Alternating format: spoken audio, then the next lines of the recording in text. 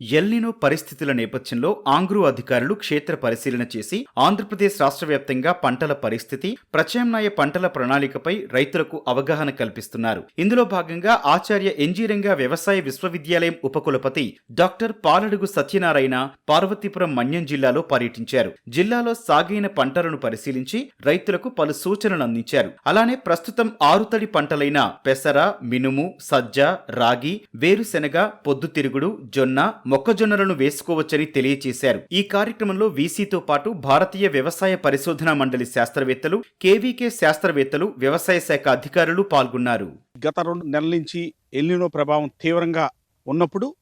ఆ ప్రభావం ఎంత మేర ముఖ్యంగా ఈ పంటల సాగు ఏ విధంగా ఉంది, ఈ ఎల్నినో ప్రభావం వర్షాభావ పరిస్థితి ఏ విధంగా ఉన్నది అన్నది రాష్ట్రం మొత్తం మీద ఏ విధంగా ఉన్నది అధ్యయనం చేయటానికి క్షేత్ర దర్శనం భాగంగా పార్వతీపురం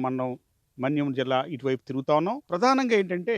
ఇప్పుడు రాష్ట్రం మొత్తం మీద చూసుకున్నట్టయితే జూన్ మాసంలో మనకి 30-40% లోటు ఉన్నప్పుడు, అలాగే జులై మాసంలో గరిష్టంగా 70% మేర కూడా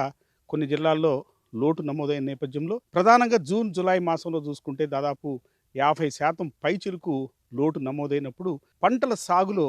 మనకు ముఖ్యంగా వర్షాధారంగా వేసే పంటలు అటు ప్రత్తి కానీ, రెడ్ గ్రామ్ కానీ, గ్రౌండ్ నట్ కానీ కొంత ఇబ్బంది పడినటువంటి పరిస్థితి ఉంది. ఈ ఎల్నినో ప్రభావం ఎంతవరకు పంటల మీద ఉంది, దీని నుంచి ఏ విధంగా అధిగమించాలి, లేదా తగినటువంటి చర్యలు ఏమున్నాయి, అంటే ముఖ్యంగా క్రాప్ అడ్వైజరీస్ ఏమున్నాయి, ఇవి ఏ విధంగా ముందుకు తీసుకెళ్ళాలి అనే దాని మీద కూడా ఒక అవగాహన కల్పించడం అనేది చాలా ముఖ్యమైనటువంటి అంశం.